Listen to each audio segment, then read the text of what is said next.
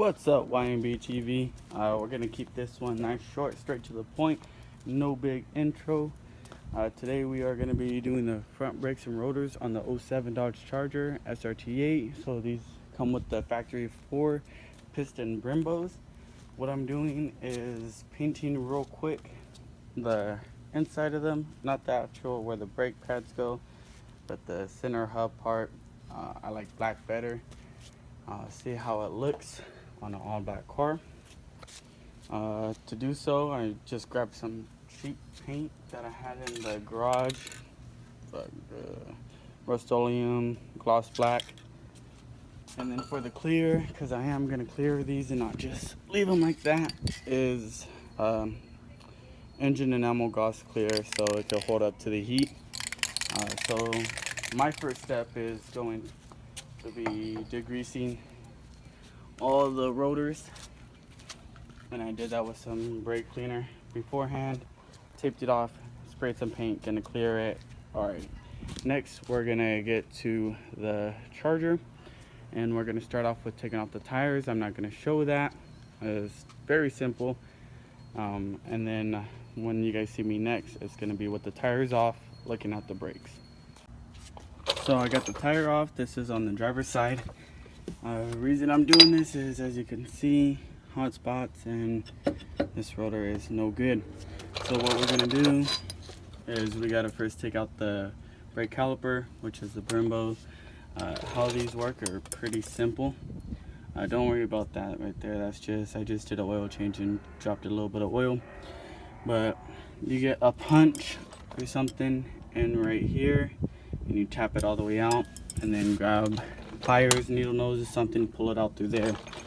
There's 2 of those, and then this will come off right there, and then we will be able to slide the brake pads out. After that, once we get the brake pads out, to turn the wheel, and then there's 2 bolts on the back, one here, one down here, right there. Yeah, get those 2 off, whole caliper will come off. Tie something to your upper control arm and to the caliper to prevent it from hanging. I'm gonna do that right now. I'll show you guys. So we got the caliper hanging right here. I just got some wire, and the rotor this side looks like it's gonna come off pretty easy. Looks like it's already almost off, so I'll just grab that, take a look at it, see a bunch of grooves in it, really not pretty. And this part I painted black on the new set, just gives that cleaner look and also protect it from rusting in the future. I may have to sand down a little bit right here on the new set, just because this is metal to metal, but we'll see. And then sometimes you see how this is rusted here, you might want to grind this down a little bit, put a little bit of lubricant right there, or anti-seize to prevent it from seizing up in the future. I may go ahead and roughen it up with some sandpaper real quick and do that, but we're pretty close to getting the new set on. I'm gonna go ahead and clean up all this back here. Just looks like a lot of gunk. Maybe interfering with this sensor right here. I see the sensor. Sorry guys, right there. So I'm gonna clean up all this gunk right here, just real quick, so the sensor has something good to read on. Alright. So we got the caliper back on, and then we got the brake pads in. One thing I did fail to mention in the previous clip is that you are going to have to push these pistons back in. To do so, it's pretty simple. I usually grab a pry bar or something, wrap it in some tape so it doesn't mar it, and then just press it in, and there's 4 of them, so make sure you press all 4 in. If you fail to do that, these are not going to be able to slide in. Also, before you do that, you may want to go ahead and open up your brake reservoir. Reason for this is when you compress it, the fluid's going to want to go up. So to have less restraint, less pressure in there, just go ahead and open that up. Something I've always done. And then once that's in, I have this brake caliper grease by CRC that I got years ago, probably back in 2015. And I'm just gonna place a little bit on this bracket here. That is what slides in here, and just wherever it's gonna be metal to metal contact. So right there where the pin goes, and then I'm also gonna throw a little bit right there and on the other side, because that is where this tab hits.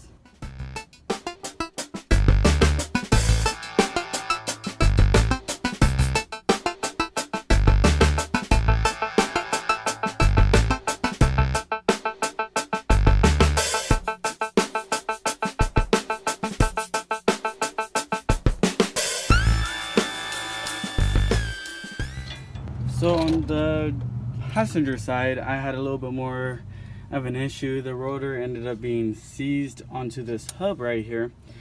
So I had to MacGyver something to make it work.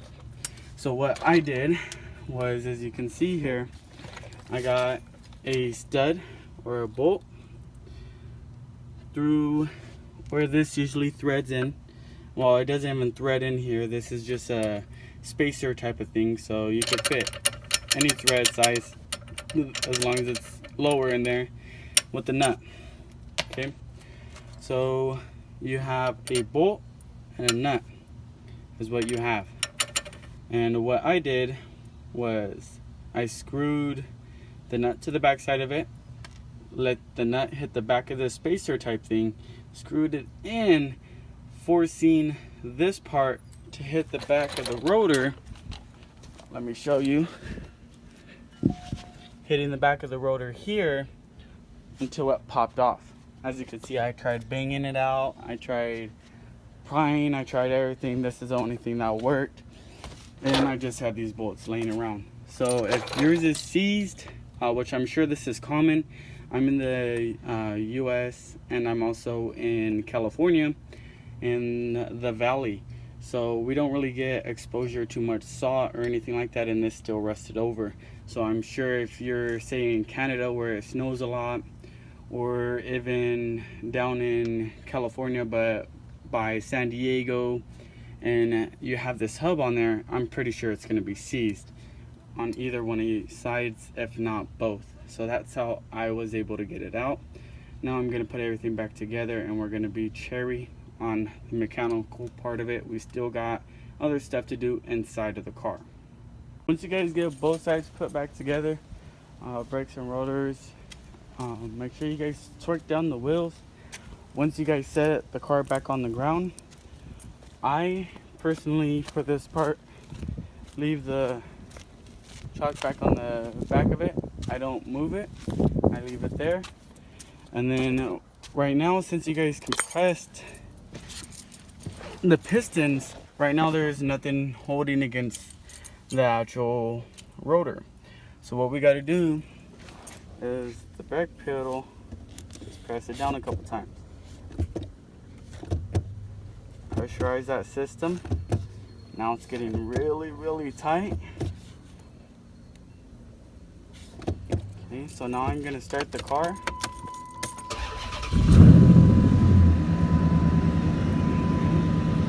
it again. Press the brakes. Do this for a couple minutes. I'm not gonna bore you guys with it.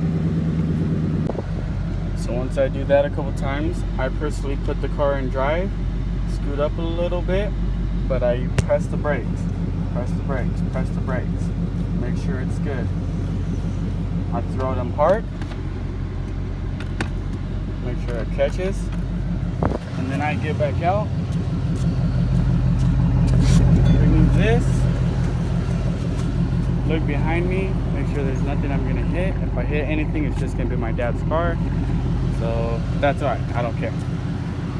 Get back in the car, close the door, throw the car in reverse, once again with the feet going back and forth, back and forth. This is just making sure those brakes are good.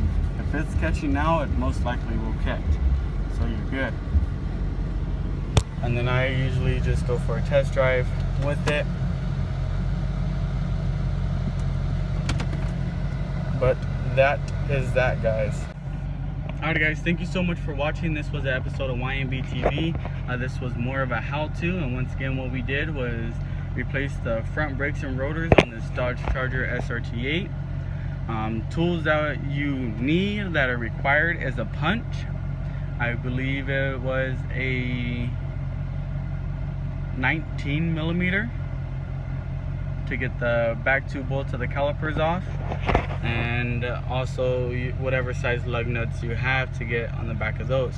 So not very many tools required. Once again, thank you guys so much for watching. Go ahead and like, comment, subscribe, do what you guys got to do. Go ahead and share this, and if it was informational, go ahead and give me a thumbs up, and I'll keep going ahead and posting whether a few thumbs down or thumbs up, because I don't care. You guys have a nice, wonderful rest of your day.